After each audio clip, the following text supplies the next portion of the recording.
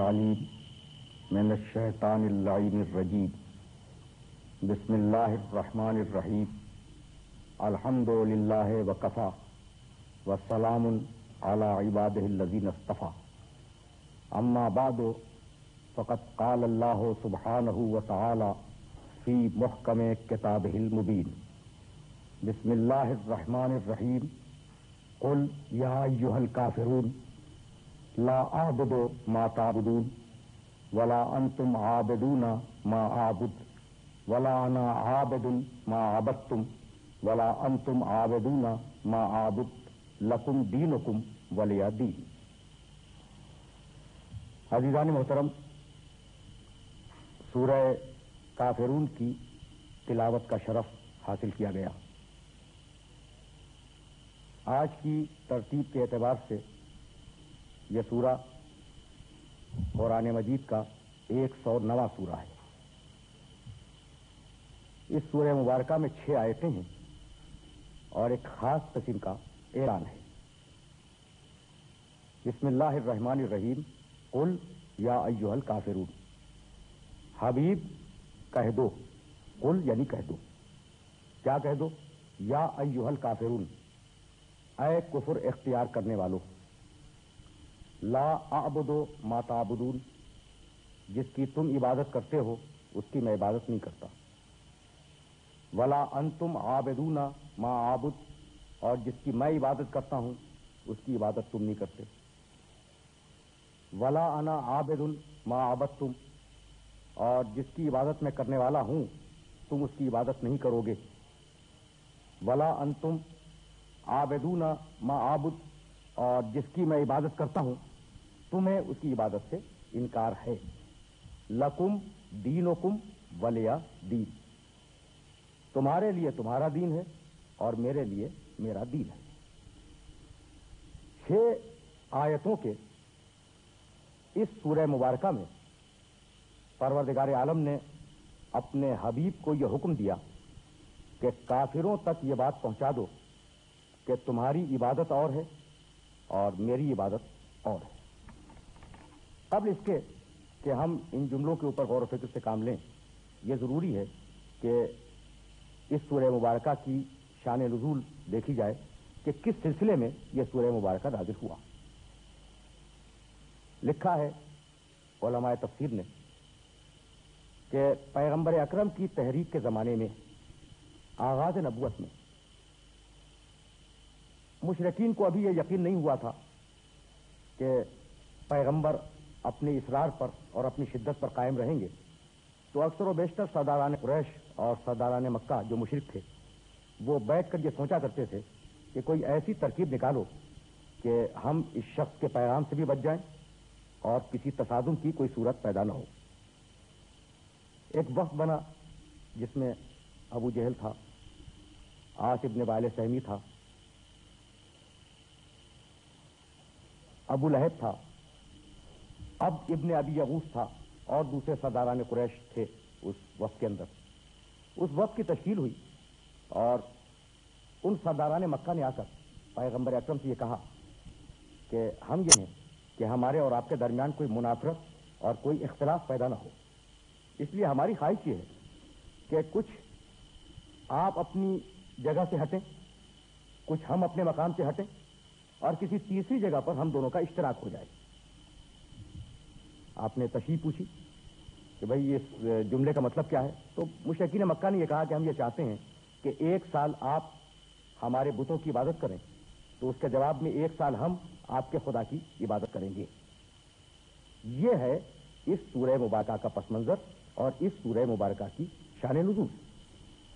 اگر میرے محترم سننے والے قرآن مجید کے دوسرے سوروں سے مانوس ہوں تو انہیں اندازہ ہوگا کہ اس قسم کی ایک بات سورہ نون والقلم میں بھی ہے، فلا تطع المکذبین ودوا لو تدہنوا فیدہنون فلا تطع کل حلاف مہین حماز مشاء بنمیم مناع للخیر معتد اثیم عتل بعد ذلک زنیم۔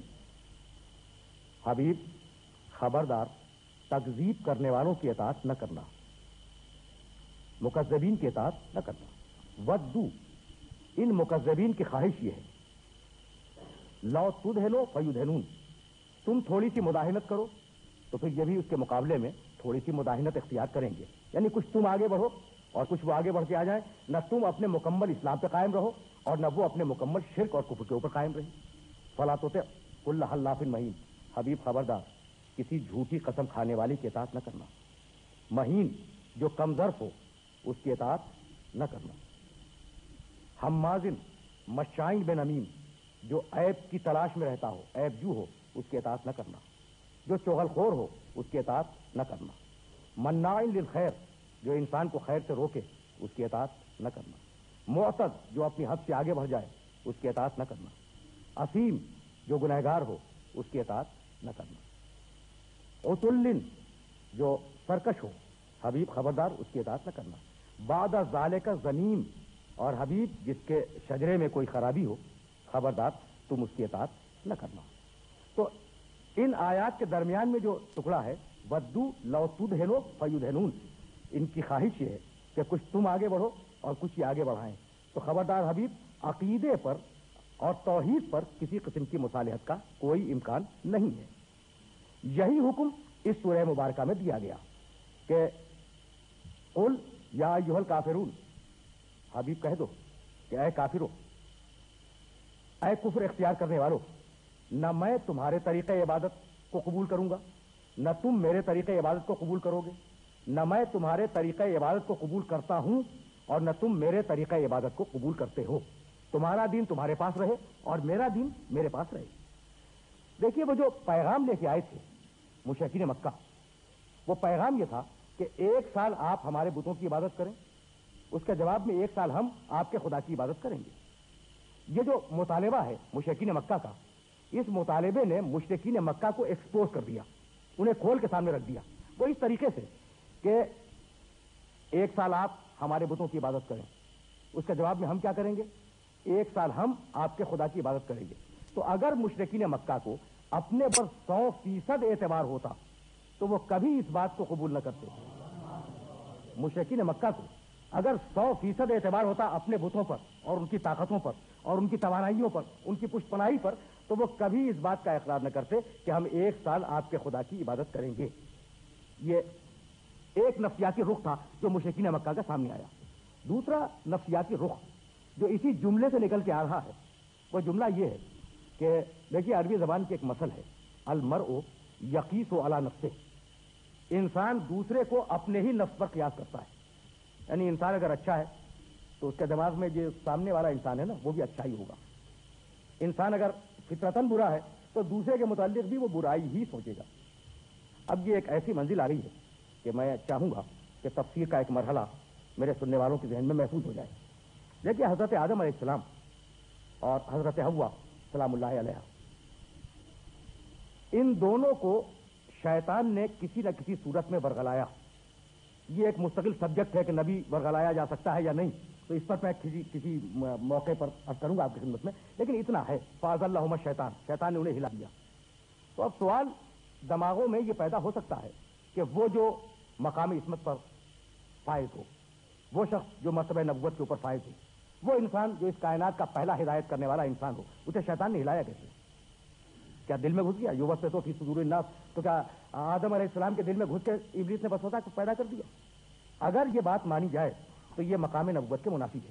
تو بات کل اتنی سی ہے کہ قرآن مجید نے اس واقعے کو بیان کرتے ہوئے ایک مقام پر ایک جملہ رکھا، اور اس جملے میں ایک لفظ ہے، فقط اس ایک لفظ کو پیش کرنا چاہ رہا ہوں. قاسمہما، شیطان نے اور ابلیس نے قسم کھا کر آدم و حوا کو اپنی بات کا یقین دلایا. قاسمہما، قسم کھا کر اس ابلیس نے آدم و حوا کو اپنی بات کا یقین دلایا. اب چونکہ آدم و حوا انتہائی مقدس تھے، حضرت آدم علیہ السلام معصوم تھے، وہ یہ سوچ بھی نہ پائے کہ کوئی انسان جھوٹی قسم کھا سکتا ہے. انہوں نے اسے اپنے نفس پر قیاس کر لیا اور اسے سچا سمجھے، اور سمجھنے کے بعد اس کے اوپر آپ نے عمل فرمایا. تو اب میں جو یہ بات آپ کی خدمت میں کر رہا تھا اس کو بطور دلیل لانا چاہ رہا تھا کہ انسان جیسا ہوتا ہے ویسا ہی دوسرے کو سمجھتا ہے. مشرکین مکہ چونکہ اپنے دین سے سنسیئر نہیں تھے، اپنے عقائد کے ساتھ مخلص نہیں تھے، تو انہوں نے یہ سوچا کہ یہ شخص جو ایک خدا کی توحید کا اور ایک خدا کی وحدت کا پرچم بلند کر رہا ہے، ہو سکتا ہے کہ یہ بھی نعوذ باللہ اپنے دین سے مخلص نہ ہو، تو ہم 1 سال اس کے خدا کی عبادت کر لیں گے، یہ 1 سال ہمارے بتوں کو پوج لے گا۔ تو اس ایک جملے ہی سے یہ بات ثابت تھی کہ نہ وہ اپنے دین میں مخلص تھے، نہ اپنی بات میں مخلص تھے، نہ اپنے کردار میں مخلص تھے۔ اب ڈیلیگیشن آیا اور اس مطالبے کے ساتھ پیغمبر اکرم کی خدمت میں آیا، جس میں بڑے بڑے سردار ہیں، صاحبان دولت ہیں، صاحبان عزت ہیں، جن کا اثر اور نفوذ پورے معاشرے کے اوپر ہے۔ اب پیغمبر اسلام یہ سوچ رہے ہیں کہ اگر میں براہ راست انکار کر دوں، بھائی انکار تو کرنا ہے نا، اس لیے کہ وہ نبی مرسل، وہ خاتم النبیین جو پیغام توحید کو پہنچانے کے لیے آیا ہے، وہ کمپرومائز تو کر نہیں سکتا، مصالحت نہیں ہو سکتی عقیدہ توحید پر۔ تو اب اگر ٹھکرا دے ان کے پیغام کو تو ان میں انتقام کی کیفیت پیدا ہوگی، منتقمانہ ذہن ان کے اندر پیدا ہو جائے گا، اور اگر قبول کر لے تو قبول کرنا ممکن نہیں ہے۔ تو ادھر پیغمبر اکرم یہ سوچ کر خاموش ہوئے، یعنی میں کہنا یہ چاہ رہا ہوں کہ ادھر رسالت خاموش ہوئی اور ادھر قرآن نے آواز دی کہ قل یا ایھا حبیب کہہ دو، تم نہیں بول رہے ہو نا، اب ہم بول رہے ہیں، حبیب کہہ دو، کیا کہہ دو؟ یا ایھا الکافرون، اے کفر اختیار کرنے والوں، اے کافروں۔ دیکھیے عزیزان محترم، یہ کافر کوئی گالی نہیں، کوئی سب یا شتم نہیں ہے۔ کافر کے معنی ہے انکار کرنے والا، اور کفر کے معنی ہے انکار۔ یہ لفظ آیت الکرسی کے بعد ایک اچھے مفہوم میں بھی استعمال ہوا، اللہ لا الہ الا ہو الحی القیوم لا تأخذہ سنۃ ولا نوم لہ ما فی السماوات وما فی الارض من ذا الذی یشفع عندہ الا بإذنہ یعلم ما بین ایدیہم وما خلفہم ولا یحیطون بشیء من علمہ الا بما شاء وسع کرسیہ السماوات والارض ولا یؤودہ حفظہما وہو العلی العظیم۔ اللہ ولی الذین آمنوا یخرجہم من الظلمات الی النور والذین کفروا اولیاءہم الطاغوت یخرجونہم من النور الی الظلمات اولئک اصحاب النار ہم فیہا خالدون۔ یہ 2 آیتیں میں نے متواتر کی تلاوت کی آپ کی خدمت میں۔ تو یہاں پہ کفر کس سلسلے میں استعمال ہوا؟ والذین کفروا، وہ جو عقائد اسلام کا انکار کر رہے ہیں، وہ جو عقائد اسلام کا انکار کر رہے ہیں وہ ہے کافر۔ لیکن یہیں پہ ایک ٹکڑا رکھا جسے اب میں پیش کر رہا ہوں، فمن یکفر بالطاغوت ویؤمن باللہ فقد استمسک بالعروۃ الوثقی، جس نے طاغوت کا کفر کیا اور اللہ پر ایمان کا اعلان کیا۔ تو اب یہاں ہے طاغوت کا کفر، تو کافر کے معنی انکار کرنے والا، چاہے وہ ایمان کا انکار کر دے چاہے وہ کفر کا انکار کر دے۔ تو یا ایھا الکافرون کوئی گالی نہیں ہے، بلکہ یا ایھا الکافرون کے معنی ہے اے وہ لوگوں جو اسلام کے عقائد کے منکر ہو، یہ ہے مفہوم۔ لا اعبد ما تعبدون، میں وہ عبادت نہیں کرتا ہوں جو عبادت تم کرتے ہو، ولا انتم عابدون ما اعبد، اور تم وہ عبادت نہیں کرتے ہو جو عبادت میں کرتا ہوں۔ آغاز ہے سورہ مبارکہ کا لفظ قل سے، قل یا ایھا الکافرون، حبیب کہہ دو۔ قل کے معنی تو حبیب کہہ دو کہ ہے نا، حبیب۔ اب مجھے میرے سارے محترم سننے والے یہ بتلائیں کہ قل کو اگر نکال لیا جائے اس سورہ مبارکہ سے، مفروضے کے طور پر قل کو اگر ہٹا لیا جائے تو اس پورے پیغام میں کوئی خرابی پیدا ہوتی ہے؟ پورا پیغام مکمل ہے۔ بھائی قل جو ہے کہہ دو، یہ اب اور معبود کے درمیان کا رشتہ ہے، پروردگار عالم حکم دے رہا ہے، پیغمبر اس کی اطاعت فرمائیں گے، تو اس قل کا ربط براہ راست ہم سے نہیں ہے۔ قل کو اگر ہٹا لے تو یا ایھا الکافرون سے بات مکمل ہے، لکم دینکم ولی دین تک۔ پھر یہ قل کیوں محفوظ ہوا؟ تو اب مجھے آپ کی خدمت میں یہ جملہ کرنا تھا کہ یہ قل نہ ہمارا مسئلہ ہے نہ آپ کا مسئلہ ہے، یہ قل مسئلہ ہے پیغمبر اسلام کا کہ حبیب تم کو یہ حکم خاص ہے ان کے لیے۔ اس کے باوجود انہوں نے اس لفظ قل کو قیامت تک کے لیے قرآن میں محفوظ فرمایا۔ تو وہ رسول جو اتنا امین ہو، یہی میں کرنا چاہتا کہ وہ رسول جو اتنا امین ہو کہ ایک لفظ قل کو بھی اپنے مقام سے نہ ہٹائے، اس کے متعلق یہ سوچنا کہ اس نے دین میں کوئی خیانت کی ہو، یہ ممکن نہیں ہے، اس کا کوئی امکان نہیں۔ یہ دلیل ہے عصمت رسول پر اور امانت رسول پر کہ جو لفظ قل کو اپنی مرضی سے ہٹائے، وہ دین میں اپنی مرضی سے کوئی ترمیم کر دے، اپنی مرضی سے کوئی تبدیلی کر دے، یہ ممکن نہیں ہے۔ جیسا دین اس نے دیا ویسا دین اس نے بندوں تک پہنچا دیا۔ قل حبیب کہو یا ایھا الکافرون، اے کفر اختیار کرنے والوں۔ اب دیکھیے یہ 4 جملے براہ راست آ رہے ہیں اور متواتر آ رہے ہیں۔ اے کفر اختیار کرنے والوں، لا اعبد ما تعبدون ولا انتم عابدون ما اعبد ولا انا عابد ما عبدتم ولا انتم عابدون ما اعبد۔ یہ 4 جملے ہیں نا عزیزان محترم۔ میں اگر آپ سے یہ جملہ کہوں کہ میں آپ کے گھر نہیں آؤں گا اور آپ میرے گھر نہیں آئیں گے، اور میں آپ کے گھر نہیں آؤں گا اور آپ میرے گھر نہیں آئیں گے، اور میں آپ کے گھر نہیں آؤں گا اور آپ میرے گھر نہیں آئیں گے، اگر میں یہی کہتا رہوں تو तो आपको मेरी दिमागी सेहत पे शुबा हो जाएगा। यानी फसाहत और बलागत तो बहुत दूर की बात है, फसाहत और बलागत बहुत दूर की बात है कि कलाम फसी है या गैर फसी है। नहीं, आप मेरी दिमागी सेहत पे शुबा करेंगे कि भाई ये एक ही जुमला है, इसे बार बार दोहरा क्यों रहे हैं। तो ये जो 4 जुमले परवरदिगार आलम ने इस मकाम के ऊपर रख दिए हैं, जाहिर है कि इन चारों जुमलों का कोई ना कोई मफहूम तो होगा। उलमा बैठे, तफसीर लिखने वाले बैठे, बड़े बड़े मुफस्सरीन बैठे, और बैठने के बाद उन्होंने इस मसले को हल किया। तो अब जो लिखा है उलमाए तफसीर ने, उनमें से एक बात तो यह लिखी कि मौजू की अहमियत से तकरार होती है। तकरार यह बतलाती है कि कौन सा मौजू कितना अहम है। जैसे परवरदिगार आलम ने सूरह रहमान में फबअय्यि आलाए रब्बिकुमा तुकज़्ज़िबान बार बार रिपीट किया है। जैसे परवरदिगार आलम ने सूरह इंशिराह में फ़इन्न मअल उसरि युस्रा 2 मरतबा मुकर्रर इस्तेमाल फरमाया है। जिस तरीके से परवरदिगार आलम ने सूरह तकासुर में कल्ला सौफ़ा तअलमून सुम्मा कल्ला सौफ़ा तअलमून रखा है। जैसे सूरह नबा में परवरदिगार आलम ने एक ही जुमले को 2 मरतबा फरमाया है। तो बतलाना यह मकसूद था कि जहां बात में शिद्दत हो, जहां बात में वजन हो, और जहां इसरार की कैफियत हो, वहां परवरदिगार आलम तकरार से काम लेता है। यह तो एक मफहूम जो मुफस्सरीन ने दिया। अब दूसरा मफहूम आपकी खिदमत में अर्ज करूं जो जरा सा टेक्निकल। 2 लफ्ज हैं नफी के लिए, एक है लफ्ज ला और एक है लफ्ज मा। दोनों के मानिए नहीं। ला इलाहा इल्लल्लाह, कोई माबूद नहीं है सिवाय अल्लाह के, ये ला की मिसाल है। मा उसके मानी भी नहीं के हैं, वमा मुहम्मदुन इल्ला रसूल, मोहम्मद कुछ नहीं है फकत रसूल है। तो अब दोनों लफ्ज है ना, ला भी नफी के लिए आता है और मा भी नफी के लिए आता है। इन दोनों में फर्क क्या है? फर्क अजीजान मोहतरम यह है कि ला अगर सेग़े मुज़ारे पर दाखिल किया जाए तो वो मुस्तकबिल के मानी देता है, और मा अगर सेग़े मुज़ारे पर दाखिल किया जाए तो वो हाल के मानी देता है। ये जरा सी बात टेक्निकल है, लेकिन मैं समझता हूं कि अगर ये मेरा पैगाम पहुंचा तो आयतों में जो ये तकरार है ये वाज़ेह हो जाएगी।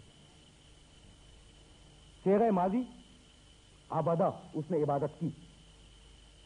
सेग़े मुज़ारे याबुदो, वो इबादत करता है और इबादत करेगा। तो सेग़े मुज़ारे में हाल भी है और इस्तक़बाल भी है। अब अगर सेग़े मुज़ारे इस्तेमाल किया जाए तो ये कैसे पता चले कि ये हाल है या इस्तक़बाल है? तो अब ला और मा से तशख़ीस होगी कि अगर ला आ गया तो उसमें माजी के मानी नहीं होंगे, हाल के मानी नहीं होंगे, बल्कि मुज़ारे के मानी होंगे, मुस्तक़बिल के मानी होंगे। और अगर मा आ जाए तो हाल के मानी हो जाएंगे। अगर मैं इस बात को वाज़ेह कर सका तो मैं एक मरतबा आपकी खिदमत में उन आयात मुबारका को फिर पेश कर रहा हूं। बिस्मिल्लाहिर्रहमानिर्रहीम, कुल या अय्युहल काफिरून ला आबुदु मा ताबुदून वला अंतुम आबिदून मा आबुद वला अना आबिदुन मा अबदतुम वला अंतुम आबिदून मा आबुद। अब तर्जुमा यह होगा कि हबीब कह दो काफिरों से कि ऐ काफिरों, मैं तुम जिसकी इबादत करते हो मैं उसकी इबादत नहीं करता हूं, और मैं जिसकी इबादत करता हूं तुम उसकी इबादत नहीं करते हो, और तुम जिसकी इबादत करते रहोगे मैं उसकी इबादत नहीं करूंगा, और मैं जिसकी इबादत करता रहूंगा तुम उसकी इबादत नहीं करोगे। तो मैं चूंकि तुम्हारे माफी ज़मीर से वाकिफ हूं और तुम्हारे मुस्तकबिल से वाकिफ हूं, इसलिए मैं ये जान रहा हूं कि क़यामत तक तुम्हारे खुदाए वाहिद की इबादत का कोई इम्कान नहीं है। तो 2 जुमलों का ताल्लुक हाल से था और 2 जुमलों का ताल्लुक इस्तक़बाल से था। मैं समझता हूं कि यह बात वाज़ेह हुई कि ये जो जुमले परवरदिगार आलम ने 4 रखे हैं, इन जुमलों में उस किस्म की तकरार नहीं है कि मैं आपके घर नहीं आऊंगा और आप मेरे घर नहीं आएंगे। इस किस्म की तकरार नहीं है, बल्कि 2 जुमलों का ताल्लुक हाल से है कि न तुम इबादत करते हो मेरे माबूद की और न मैं इबादत करता हूं तुम्हारे माबूदों की। न तुम इबादत करोगे मेरे माबूद की और न मैं इबादत करूंगा तुम्हारे माबूदों की। इसलिए यह तकरार नहीं है, बल्कि मुख्तलिफ और अलग अलग मफहूमों के ऊपर इन जुमलों को डाल बना के परवरदिगार आलम ने नाज़िल फरमाया। लेकिन मेरे मोहतरम सुनने वाले, अगर जरा सी तवज्जो फरमाएं एक लफ्ज की तरफ, तो एक दकीक मंजिल फिक्र तक भी पहुंचा जा सकता है, और वो है लफ्ज माँ। अभी मैं आपकी खिदमत में मिसाल पेश कर रहा था ला और माँ की। अब मैं एक लफ्ज माँ पर आपसे गुफ्तगू करना चाहता हूं। माँ के मानी अभी मैंने क्या किए? नहीं, माँ के मानी इसके अलावा भी लुगत अरब में हैं, और मैं फकत 2 मानी की तरफ अपने सुनने वालों को मुतवज्जे करूंगा। माँ है मस्दरिया और माँ है मौसूला। अब इन दोनों की जरा सी मैं वजाहत कर दूं। ये जो माँ आता है ना, माँ, इस माँ का मफहूम कभी मस्दर का मफहूम होता है, और इस माँ के मानी कभी जो के, अरबी में माँ जिसे कहते हैं वो उर्दू में हो जाता है जो के। اس مفہوم میں استعمال ہوتا ہے. تو جب مصدر کے معنی میں استعمال ہو تو اس ماں کو کہتے ہیں مصدریہ, اور جب جو کے معنی میں استعمال ہو تو اس ماں کو کہتے ہیں مائے موصولہ. اب آپ یہ ملاحظہ فرمائیں کہ ان چاروں آیتوں میں ماں کتنی مرتبہ استعمال ہوئے. قل یا ایھا الکافرون لا اعبد ما تعبدون, قل یا ایھا الکافرون لا اعبد ما تعبدون ولا انتم عابدون ما اعبد ولا انا عابد ما عبدتم ولا انتم عابدون ما اعبد. 4 مرتبہ لفظ ما استعمال ہوا ہے نا. تو میں بتانا صرف یہی چاہ رہا تھا اپنے محترم سننے والوں کو آج کی حد تک کہ ہمیں فقط یہ دیکھنا ہے کہ ان میں سے کتنے ماں موصولہ ہیں اور کتنے ماں مصدریہ ہیں. تو سمجھ میں آئے گا کہ یہ تکرار بے محل نہیں ہے. قرآن مجید, خدا کی قسم یہی معجزہ ہے قرآن مجید کا کہ ایک لفظ کو اٹھائے اور اس کی صحیح قیمت کے اوپر استعمال کرے. قرآن مجید کا معجزہ یہی ہے کہ لفظ کو اٹھانے کے بعد اس کے صحیح ترین مفہوم میں اور اس کو صحیح ترین قیمت کے اندر استعمال کرے. قل یا ایھا الکافرون لا اعبد ما تعبدون, میں حبیب کہہ دو کہ اے کفر اختیار کرنے والا, لا اعبد ما تعبدون, میں عبادت نہیں کرتا اس کی یا ان کی جن کی تم عبادت کرتے ہو. ولا انتم عابدون ما اعبد, اور تم عبادت نہیں کرتے ہو اس کی عبادت کرتا ہوں. یہ دونوں جملے واضح ہوئے کہ میں اس کی عبادت, ان کی عبادت نہیں کرتا جن کی عبادت تم کرتے ہو, اور تم اس کی عبادت نہیں کرتے جن کی عبادت میں کرتا ہوں. اور اب پھر جملہ مقرر آیا کہ اور جو طریقہ عبادت تمہارا ہے اس طریقے سے میں عبادت نہیں کرتا ہوں, اور جو طریقہ عبادت میرا ہے اس طریقے سے تم عبادت نہیں کرتے ہو. تو 2 جملے جو تھے وہ معبود سے متعلق تھے اور 2 جملے جو تھے وہ طریقہ عبادت سے متعلق تھے کہ نہ معبود میں شرکت ممکن ہے اور نہ طریقہ عبادت میں شرکت ممکن ہے. مشرک کے اور موحد کے درمیان نہ معبود مشترک ہو سکتا ہے. بہت توجہ فرمائیے گا, مشرک اور موحد کے درمیان نہ معبود مشترک ہو سکتا ہے اور نہ طریقہ عبادت مشترک ہو سکتا ہے. بھائی یہی تو وہ بات ہے کہ جب کفار یہ مطالبہ لے کے آئے کہ 1 سال تم ہمارے خداؤں کی عبادت کر لو تو ہم 1 سال تمہارے خدا کی عبادت کریں گے, تو اس کے بعد ایک جملہ کہا کفار نے, اور وہ جملہ یہ کہا کہ بنی ہاشم کے جوان, اگر تم چاہتے ہو کہ ہم تمہیں عرب کا اقتدار دے دیں تو دے دیں گے, اگر تم چاہتے ہو کہ ہم تمہارے قدموں پر سونے اور چاندی کا ڈھیر لگا دیں, پورے عرب کی دولت دے دیں تو دے دیں گے, اور اگر تم چاہتے ہو کہ تمہارے شریک زندگی کے طور پر عرب کی حسین ترین عورت تمہارے نکاح میں آ جائے تو ہم وہ بھی فراہم کر دیں گے. تم اپنے اس مطالبے سے باز آ جاؤ. تینوں طاقتیں آ گئی یا نہیں؟ تینوں خواہشیں انسان کی, اقتدار کی بھی خواہش ہے, دولت کی بھی خواہش ہے, عورت کی بھی خواہش ہے, اور یہ تینوں خواہشیں اس مطالبے کے اندر موجود ہیں. اب پیغمبر اکرم صلی اللہ علیہ وآلہ وسلم نے جواب کیا دیا؟ بے اختیار ارشاد فرمایا پیغمبر اکرم نے کہ اگر تم میرے دائنے ہاتھ پہ سورج رکھ دو اور میرے بائیں ہاتھ پہ چاند رکھ دو, جب بھی میں اعلان توحید سے باز نہیں آؤں گا. دیکھیے کتنی عجیب و غریب بات ہے. پیغمبر اکرم کا جواب کتنا عجیب و غریب ہے. تم دولت کی بات کرتے ہو, اقتدار کی بات کرتے ہو, تم اچھی اور خوبصورت طریقے زندگی کی بات کرتے ہو. بھائی ان کا تعلق نفس سے ہے نا, اور پیغمبر اکرم نے ان کی نفی فرما دی. یعنی اب یہ ہے توحید خالص کا کمال کہ ماں سے اللہ کی بھی نفی ہو گئی, اپنی ذات کی بھی نفی ہوئی, اپنی خواہش کی بھی نفی ہوئی. اگر تم میرے دائنے ہاتھ پہ سورج رکھ دو اور اگر تم میرے بائیں ہاتھ کے اوپر چاند بھی رکھ دو تو میں اعلان توحید سے باز نہیں آؤں گا. بھائی عرب نہ رکھ سکتا تھا نہ پیغمبر اکرم چاند اور سورج کو اپنے ہاتھوں پہ رکھوا سکتے تھے. یہ مثال کیوں دی؟ ناممکن کی مثال ہے. یعنی سورج چاند ہاتھوں پہ نہیں رکھے جا سکتے. نہ رکھوانے والا رکھوا سکتا ہے, نہ رکھنے والا رکھ سکتا ہے. تو بتلانا یہ تھا, پیغمبر اکرم بتلانا یہ چاہ رہے تھے کہ جتنا ناممکن ہے سورج اور چاند کا ہاتھوں پہ رکھنا, اتنا ہی ناممکن ہے میرا اعلان توحید سے باز آ جانا.